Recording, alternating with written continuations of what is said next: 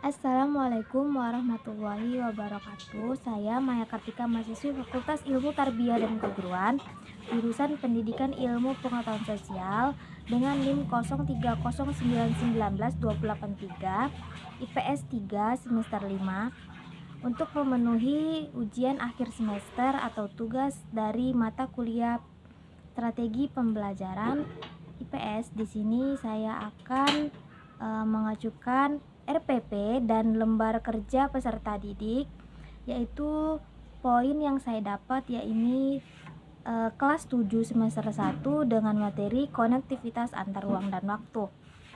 Baiklah, dengan media pembelajaran yang akan saya bawa pada hari ini yakni sebuah PowerPoint materi tentang konektivitas antar ruang dan waktu kelas 7 semester 1 IPS berbentuk PowerPoint, dan kita akan membahas keruangan dan interaksi antar ruang dalam lingkup di Indonesia. Kemudian kita yang pertama akan bahas tentang konektivitas antar ruang dan waktu. Kita bahas dulu yaitu pengertian ruang. Ruang adalah wadah yang meliputi ruang darat, ruang laut, dan ruang udara, termasuk ruang di dalam bumi sebagai suatu kesatuan wilayah tempat manusia dan makhluk lain hidup, melakukan kegiatan dan memelihara kelangsungan hidupnya. Itu adalah pengertian dari ruang. Kemudian di dalam ruang ada konsep, yaitu dinamakan konsep tentang ruang. Terbagi menjadi 3, yakni ruang absolut, ruang relatif, dan ruang relasional. Kemudian kita lanjut, distribusi ruang atau spatial distribution adalah keberulangan suatu objek atau kenampakan di suatu lokasi yang mengacu pada luas wilayah atau darat tempat fenomena alam terjadi. Kita lanjut, kemudian di sini ada konektivitas antara ruang dan waktu. Ada yang namanya pola ruang atau spatial pattern, adalah pola sebaran gejala tertentu di permukaan bumi seperti struktur, posisi, lokasi, atau susunan benda bumi yang dapat diamati. Nah, sebelum kita lanjut ke materi selanjutnya, di sini saya mengacu kepada strategi pembelajaran problem based learning, yakni yang mengacu kepada permasalahan yang terjadi di masyarakat atau di muka bumi Indonesia, itu mengacu kepada permasalahan yang sedang terjadi, sehingga kita memberikan permasalahan tersebut, kita sebagai guru memberikan permasalahan tersebut kepada para peserta didik atau siswa untuk diamati atau dianalisis, kemudian mendapatkan jawaban tersebut dan ditulis di dalam lembar kerja siswa atau lembar kerja peserta didik yang telah kita sediakan.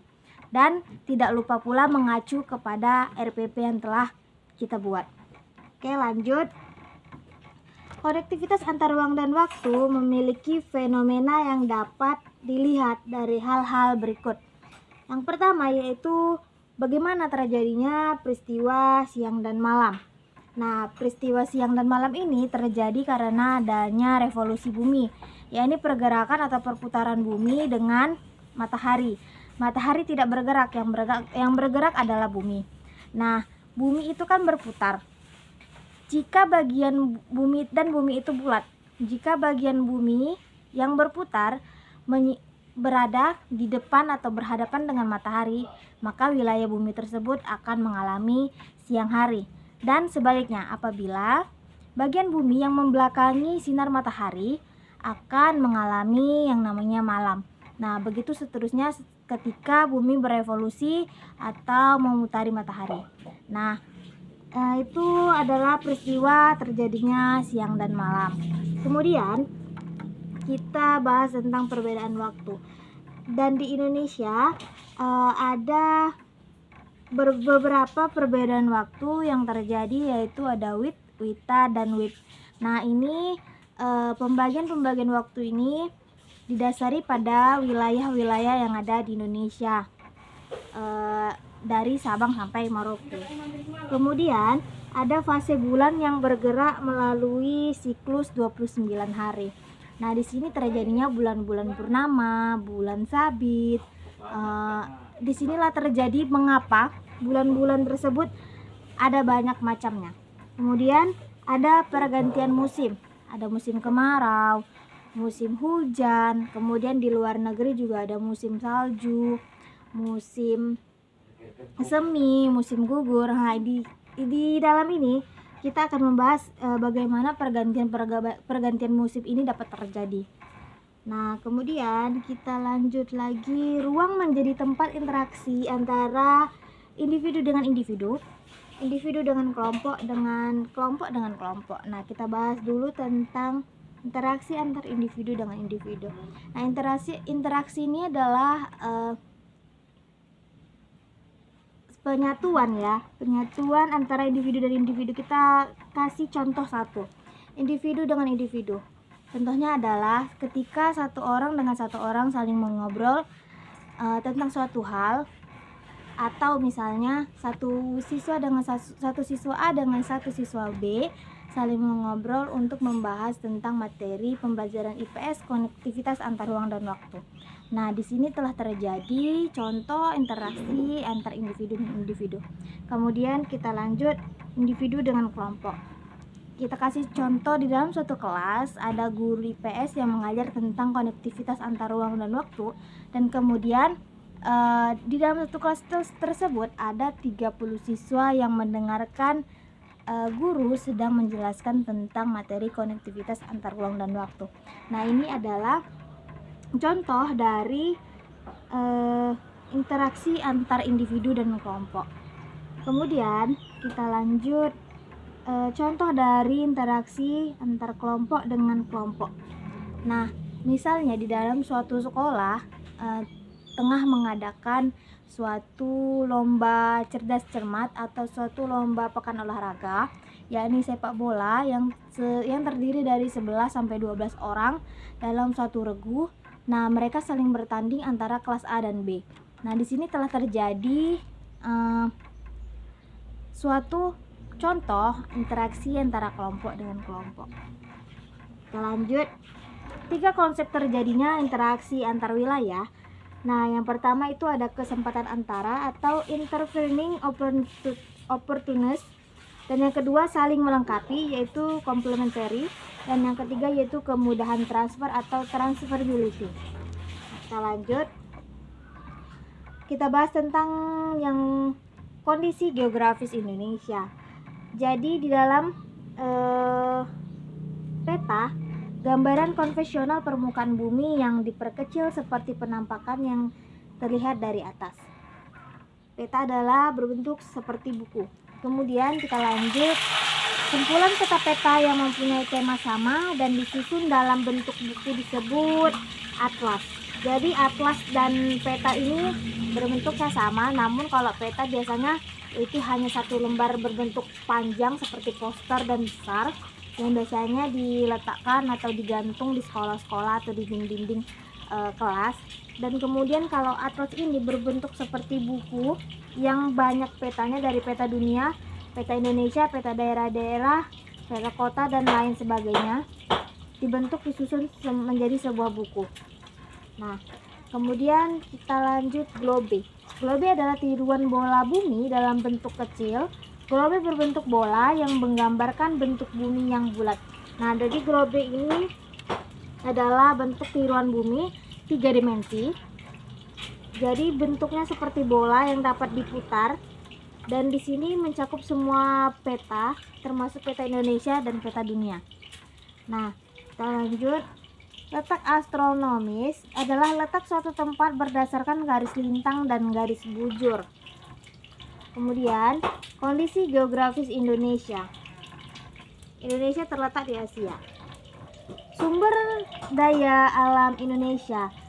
Sumber daya potensi sumber daya alam Indonesia sangat banyak, dari sumber daya alam maupun sumber daya manusia. Namun kita bahas terlebih dahulu yaitu potensi sumber daya alam di Indonesia, dan dapat dikelompokkan menjadi sumber daya udara, sumber daya tanah, sumber daya air, sumber daya hutan, sumber daya tambang, dan sumber daya laut. Nah, kemudian kita bahas itu potensi sumber daya alam Indonesia Indonesia sebagai negara berdaulat memiliki kedaulatan yang penuh dan utuh terhadap ruang udara di atas wilayah NKRI sesuai dengan ketentuan dalam Konvensi Chicago tahun 1944 tentang penerbangan sipil internasional. Kemudian kita bahas terlebih dahulu potensi sumber daya alam Indonesia dalam bidang sumber daya tanah. Nah, Indonesia memiliki beragam jenis tanah. Ada tanah yang subur dan ada tanah pula yang tidak subur. Nah, kemudian kita bahas dalam potensi sumber daya alam Indonesia dalam bidang sumber daya air. Nah, dalam sumber daya air ini dapat dibagi menjadi beberapa jenis, yaitu sebagai berikut. Yang pertama, air hujan, sungai, dan danau. Nah, kalau air hujan adalah ada siklusnya, yaitu siklus hidrologi. Jadi di dalam siklus hujan ini air tidak habis, namun air terus berputar sesuai siklus yang nanti akan kita bahas. Kemudian air sungai yang mengalir dan air danau. Kemudian potensi sumber daya alam Indonesia dalam bidang sumber daya hutan. Di Indonesia memiliki luas hutan sekitar 99,6 juta hektar atau 52,3% dari luas wilayah Indonesia. Luas hutan yang besar tersebut saat ini masih dapat dijumpai di Papua, di Kalimantan, di Sulawesi, dan di Sumatera. Di sini 4 pulau, dan Indonesia memiliki pulau lagi yaitu Pulau Jawa yang minim akan hutan karena banyaknya pembangunan yang terjadi di Pulau Jawa, karena Pulau Jawa adalah ibu kota. Oke, kita lanjut. Potensi kemaritiman Indonesia terbesar adalah perikanan. Selain itu, ada pula potensi berupa hutan mangrove dan terumbu karang di Indonesia. Dan yang kita ketahui adalah Indonesia itu lebih luas perairan daripada daratan, sehingga potensi kemaritiman Indonesia itu lebih besar dari segi perikanan berupa hutan mangrove dan terumbu karang. Oke, kita lanjut. Keadaan penduduk Indonesia. Menurut BPS atau Badan Pusat Statistik mencatat jumlah penduduk di Indonesia tahun 2015 mencapai 254,9 jiwa, dan diperkirakan pada tahun 2035 nanti jumlah penduduk Indonesia mencapai 305 juta jiwa.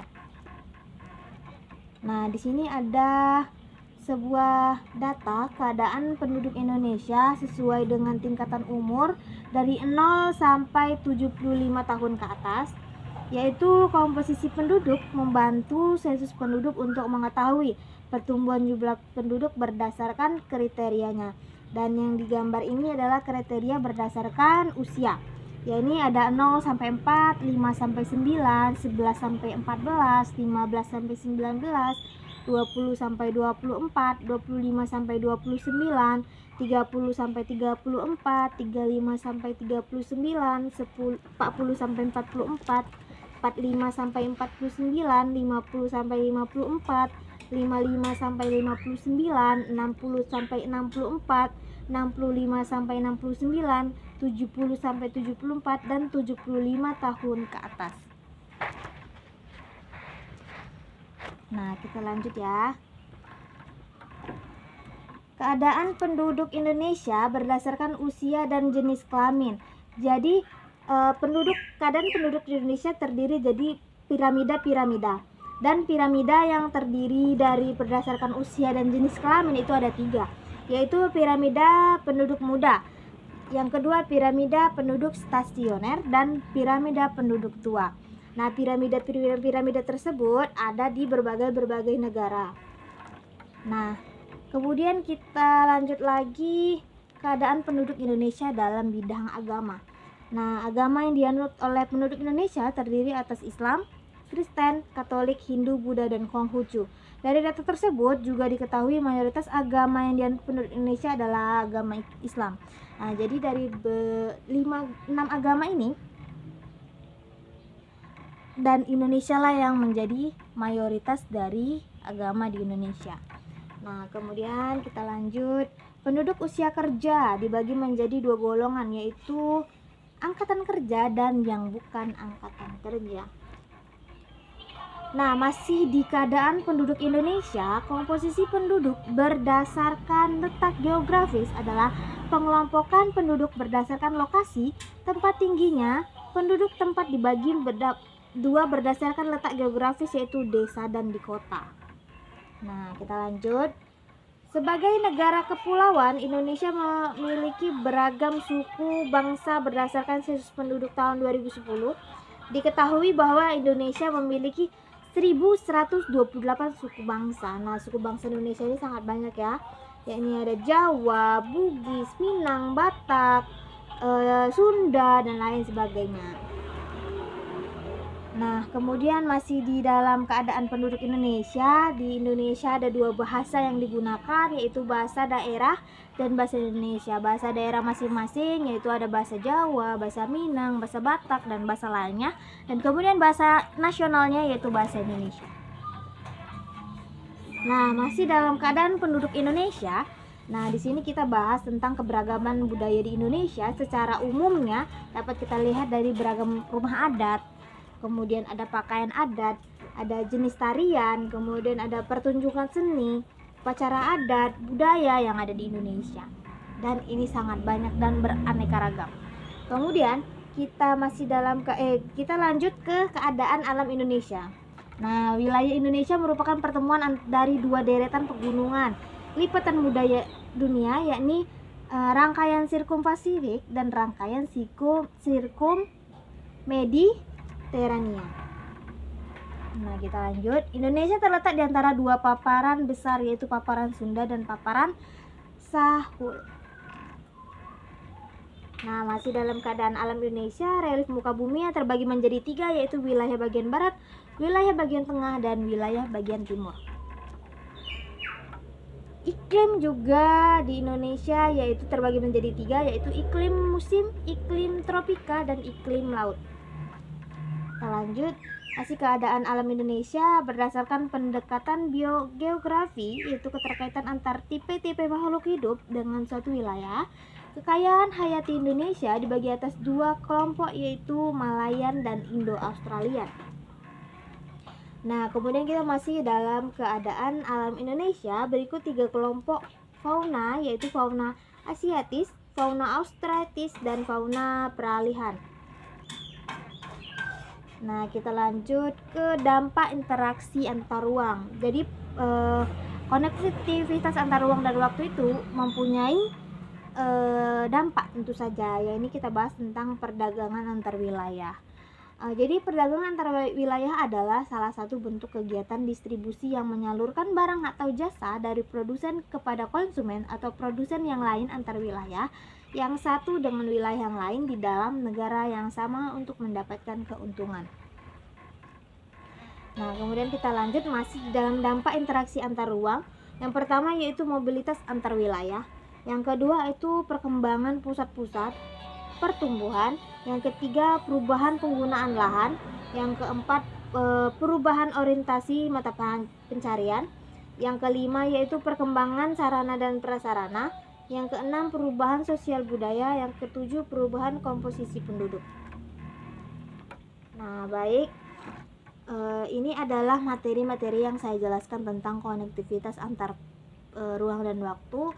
Yang kita bahas tadi adalah yang pertama yaitu apa itu ruang, kemudian konsep-konsep ruang, kemudian antar wilayah dan antar ruang, kemudian fenomena-fenomena yang terjadi di antar wilayah dan ruang, kemudian pembagian waktu, terjadinya peristiwa siang dan malam, kemudian kita bahas juga keadaan Indonesia, alam Indonesia dari keberagaman budaya, agama, suku, bahasa, dan lain sebagainya. Kemudian kita bahas juga sumber daya alam yang ada di Indonesia yang tadi kita bahas terbagi menjadi sangat banyak bidang, yaitu dari sumber daya tanah, sumber daya air, sumber daya laut, dan lain sebagainya.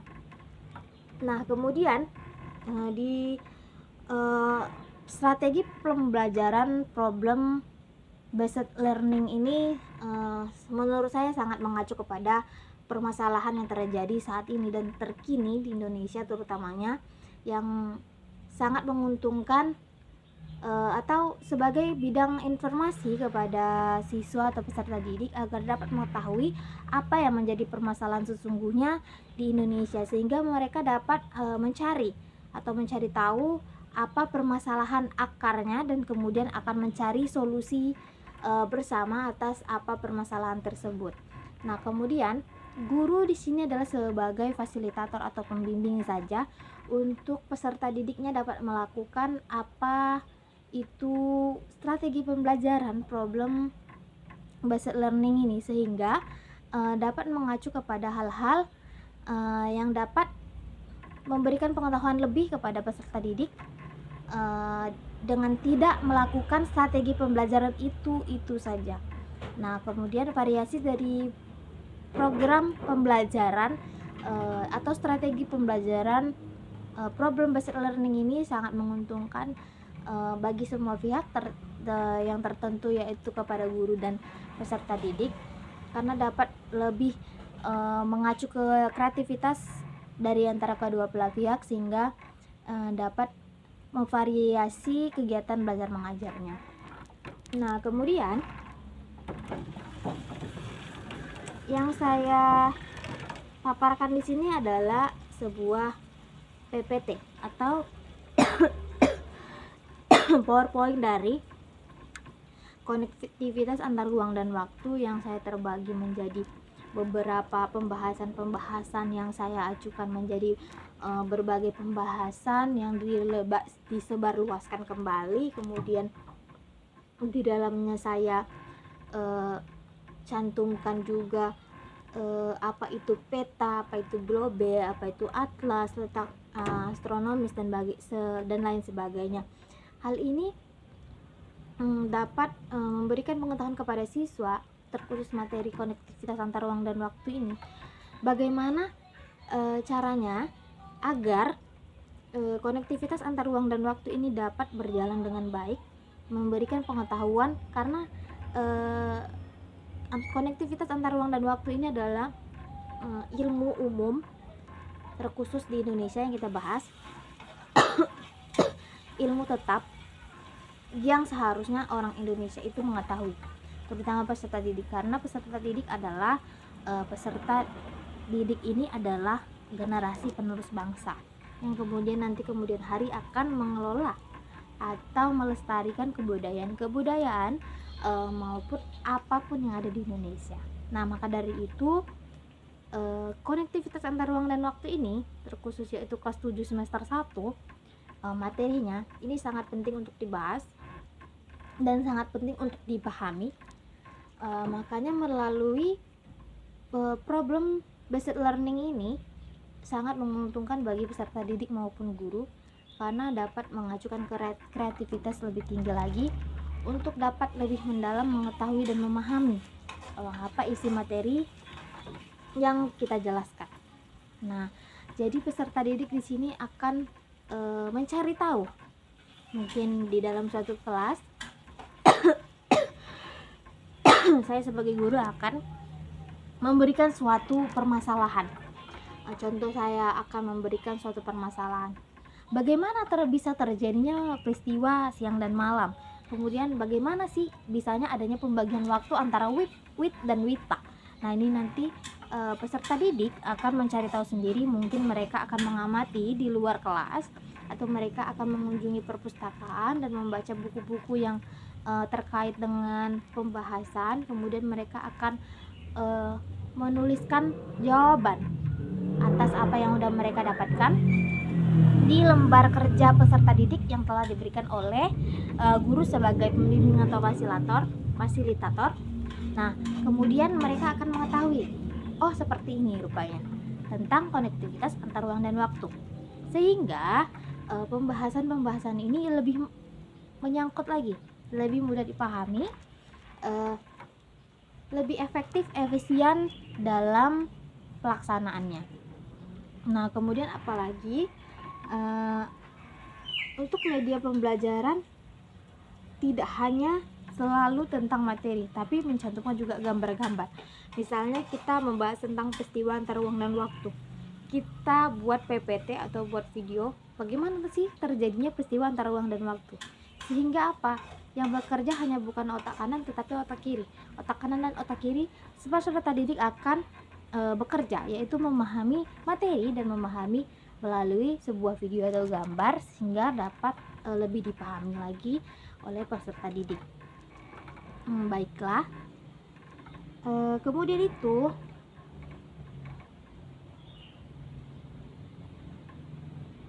masih banyak lagi materi-materi yang dapat kita bahas di dalam konektivitas antar ruang dan waktu ini. Namun di semester 1 kelas 7 semester 1 ini belum terlalu mendalam membahas tentang konektivitas antar ruang dan waktu ini. Sebagai contohnya saya contohkan, yaitu kita membahas tadi ada sebuah peta. Nah, di dalam kondisi geografis Indonesia, peta adalah gambaran konvensional permukaan bumi yang diperkecil seperti penampakan yang terlihat dari atas. Nah, kalau kita lihat di sini hanya sebuah pengertian doang. Nah, tapi nanti di kelas 8 atau kelas 9 nanti kita akan bahas lebih mendalam lagi apa itu peta, apa fungsi peta, tujuan peta, manfaat peta, kemudian isi peta, simbol peta, dan lain sebagainya. Peta itu mempunyai simbol, peta itu mempunyai warna. Nah, nanti dijelaskan simbol segitiga itu apa, simbol bulat itu apa di dalam peta, kemudian simbol gambar pesawat itu apa di dalam peta, kemudian ada warnanya juga. Jika di warna peta hijau di bagian salah satunya itu apa artinya, kemudian warna biru itu apa artinya, dan lain sebagainya. Kemudian ada garis-garis, ada titik-titik, dan lain sebagainya. Nanti akan dibahas perdalam lagi tentang peta. Kemudian ada skala juga, apa fungsi skala itu, bagaimana cara menghitung, dan lain sebagainya. Itu nanti akan dibahas lebih mendalam lagi, mungkin di kelas 8 atau kelas 9, atau nanti saat peserta didik telah menduduki bangku sekolah menengah atas dan dia mengambil jurusan IPS, terutama yaitu pembelajaran geografi tentang pemetaan. Nah, itu nanti akan dibahas lebih mendalam lagi tentang peta. Nah, kemudian untuk itu sama juga dengan atlas. Atlas itu bukan tentang semua peta Indonesia, tapi ada peta dunia, peta wilayah, kemudian ada peta arah angin, kemudian ada peta persebaran penduduk, baru persebaran ikan, dan lain sebagainya. Jadi di dalam atlas itu ada banyak berbagai peta, dan kemudian atlas-atlas sekarang juga sudah dimodifikasi dengan keragaman budaya Indonesia yang di dalamnya ada macam-macam pakaian adat, kemudian tarian adat, kemudian ada bahasa daerah, kemudian ada bendera-bendera internasional juga, semua seluruh dunia. Jadi ini dapat membantu peserta didik, yaitu sebagai media. Atlas ini sebagai media pembelajaran yang sangat baik dalam hal materi peta, sehingga dapat lebih mengetahui apa saja tentang konektivitas antar ruang dan waktu ini. Tidak hanya tentang peta Indonesia, melainkan keragaman suku, budaya, bangsa, adat istiadat yang ada di Indonesia semua dijadikan di dalam satu buku yang dapat dilihat secara bersama-sama, jelas dengan gambar dan materi yang jelas berasal dari mana dan apa namanya. Nah, itu sudah sangat jelas tertera di dalam atlas. Nah, kemudian hanya itu yang dapat saya sampaikan, lebih dan kurang saya mohon maaf tentang pembelajaran atau strategi pembelajaran problem based learning ini, karena saya juga masih dalam tahap belajar. Sebelumnya saya terima kasih kepada Bapak dosen pengampu yang telah memberikan materi ini, sehingga saya sebagai calon pendidik juga akan lebih mengetahui apa itu pembelajaran atau strategi pembelajaran based problem based learning ini. Baiklah, hanya itu yang dapat saya sampaikan. Lebih dan kurang saya mohon maaf. Assalamualaikum warahmatullahi wabarakatuh.